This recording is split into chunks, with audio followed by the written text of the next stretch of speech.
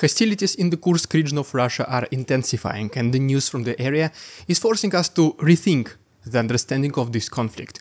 What seemed like a simple raid just several days ago and local skirmishes at first has transformed into a large-scale military operation with potentially far-reaching consequences.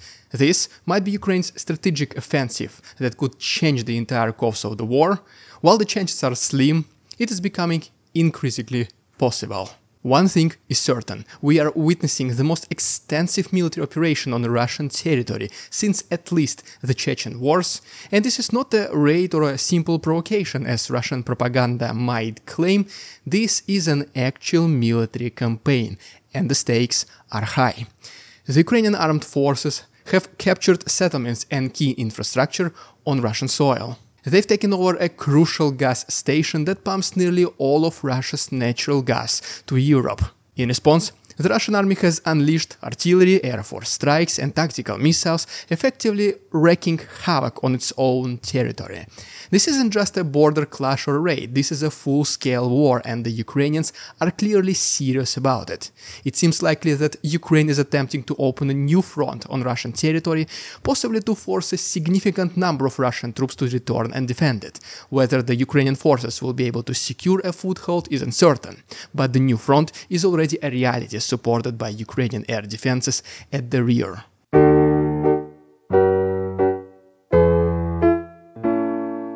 This isn't a spontaneous attack. The operation appears to have been meticulously planned, and the Russian side seemed completely unaware of it.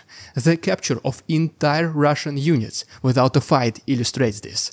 Unlike previous conflicts, these prisoners show no sign of fear or even comprehension of what has happened. It seems they were taken across the border without a single shot fired, exposing a catastrophic failure on the part of the Russian intelligence and the military. This is the Russian intelligence and army's epic fail. They have been waging the largest war in Europe over the past 80 years against a neighboring country, yet their own border wasn't fortified. It was guarded by conscripts who had no idea what they were doing. They didn't seem to realize that a few miles away there was an armed enemy who saw them as legitimate military targets. The enemy covered those few miles in just over 30 minutes, barely enough time to finish a field ration. Somehow, Russian intelligence missed the preparations for this attack. Somehow, no one noticed the concentration of the troops and equipment at the border. This isn't a raid by a few commanders and a truck. No, this is an invasion, and they completely missed it. This failure is even more glaring considering the backdrop of the ongoing drone war, where any significant troop movement should have been detected way before tank engines even started. It's a stark reminder, this is not a local conflict or the sluggish hostilities seen in the Donbass from 2016 to 2022, this is a full-scale war, similar to the World War I. On the other side of the border is an army of millions, highly motivated to inflict as much damage as possible. For them the border region is the enemy's rear, a place where the shells and missiles are launched, where troops are stationed, and where the ammunition is stored. Yet, the Russian authorities seem to believe that the border between Russia and Ukraine is just another state line, like the one Russia shares with Finland. They assume that a few soldiers in full military uniform are enough to protect it, thinking that potential smugglers will be deterred simply by the sight of them. It seems like the Russian leadership is still living in a world they destroyed 30 months ago, a world where borders could not be violated, not because of minefields, concrete fortifications and trenches manned by professional soldiers, no, but simply because it was the border of the Russian Federation, a line no one would dare to cross. However, the reality is far different. The Russian-Ukrainian border is now frontline. Some sections are active, while others remain quiet. But for the past 2 years, the line between Ukraine's Sumy region and Russia's Kursk region has not been an ordinary state border. It is the line between two warring armies. One of these armies decided to abandon an inactive front section, leaving it to be guarded by conscripts without any fortifications, heavy equipment or support. Attacking this section isn't an act of treachery, it is a seizing an opportunity provided by the Russian command's inconceivable negligence. As it turns out, the Russian military was preoccupied with everything except protecting its own territory during this full-scale war, leaving ridiculously weak forces at the mercy of the enemy. What were they hoping for? Did they think that the American puppet masters controlling Ukrainian forces in Putin's paranoid logic would somehow forbid them from crossing into Russian territory? Numerous warnings were ignored. Raids, diversions, drone attacks, shelling, the eliminations of Darya Dugina and Vasil Tatarsky, the strikes on Crimean Bridge, none of these hints were enough for the Russian leadership to realize that Zelensky does not need the White House's consent to act. Do they seriously believe the drone attack on the Kremlin in May 2023 was sanctioned by the US? Yes.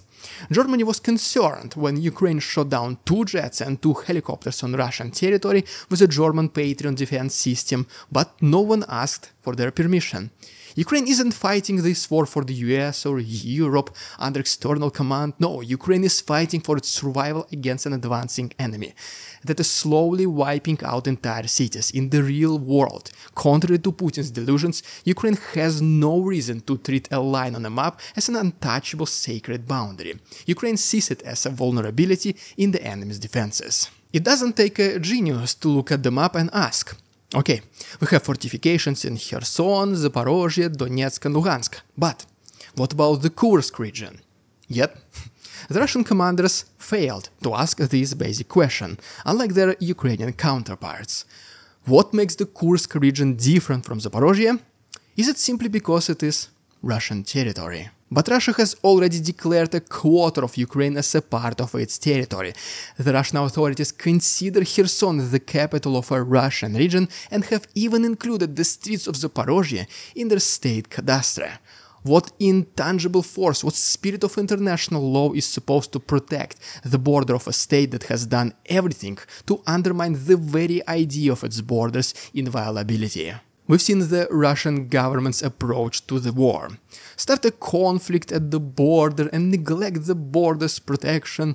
They march on Kiev while ignoring the safety of Kursk and Bryansk. This shows the government's immaturity and inability to understand cause and effect. The first raid occurred 16 months ago, yet the military leadership has not grasped that a large and vulnerable front section exists, one that could explode at any moment. We see the Russian army wasting people, equipment, and ammunition on insane missions.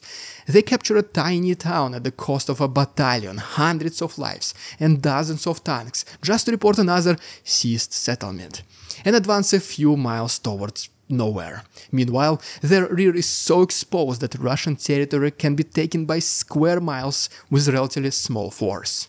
At this point, we are not talking about tens of thousands, maybe not even 1,000 Ukrainian troops.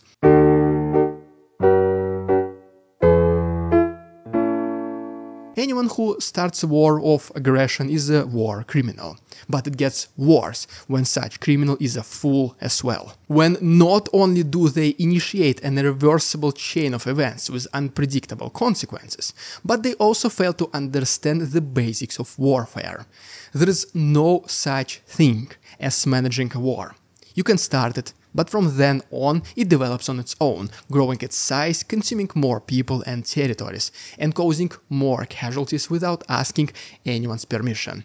No large-scale war began as a global catastrophe. They all started as consequences to local issues, to unite a country, to gain more power, to help an ally, or to resolve territorial disputes.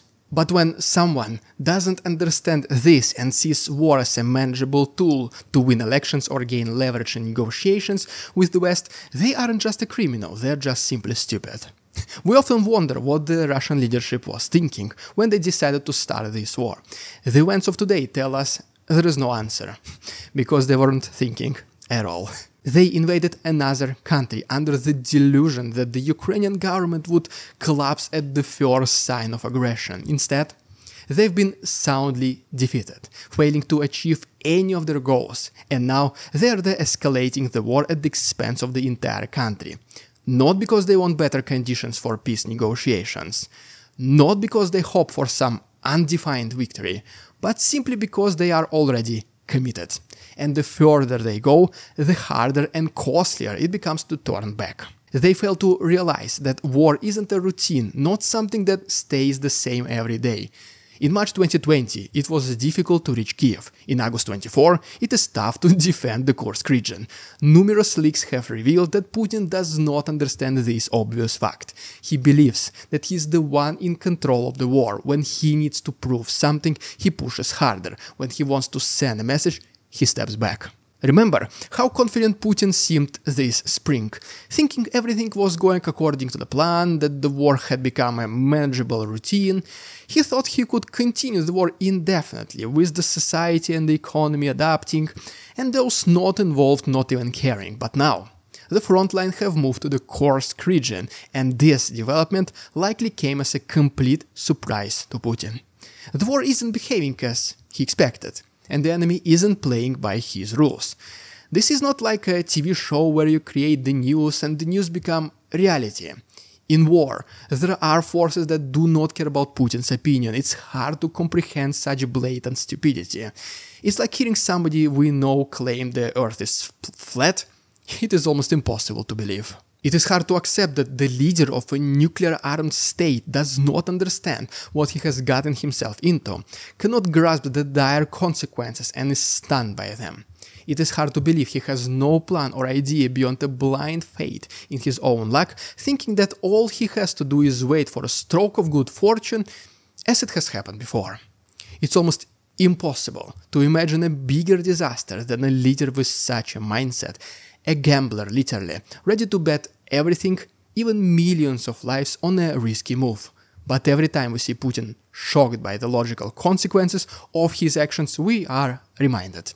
It is really that simple. Putin's behavior illustrates why casinos do not mind when their customers win big, because no matter what a gambling addict wins, when it's $1 billion, 25 years of absolute power, or even the entire Crimean Peninsula, he will be back to the casino. He'll risk everything because he's convinced he will always win it back.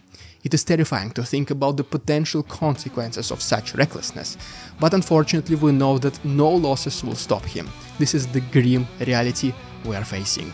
Investors, please let me know down below in the comments if you enjoyed this new style of the Russian Dude episodes, whether you want me to continue going into this deep dive into such topics from the perspective of the Russian opposition. If you did enjoy this new style of video, please like it, subscribe to my channel, and see you tomorrow. We won't succumb to their tricks, the facade they try to sell, their twisted words and feeble claims on us all they cannot quell. We see through their lies, their feeble attempts to sway.